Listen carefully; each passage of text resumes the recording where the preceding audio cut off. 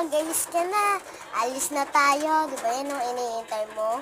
Oo, talaga. Kasi baka may tayo dun sa puwet ko.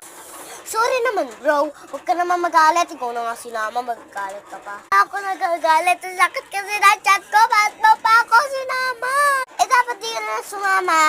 Alam ka, panis na yan. Nung isang ano, ikaw ka na nga mag-arte-arte dyan. Ma-arte ka talaga, no? Simula pa pag-pool. Buti nga, sinasama na kita eh.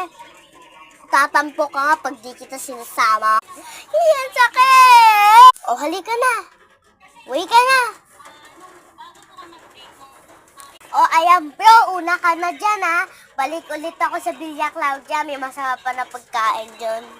O, dyan ka na bro. Prank mo lang ako. Nalabing mo lang ako sa pagkain. Ba't niya kaya naisip yun? Huh?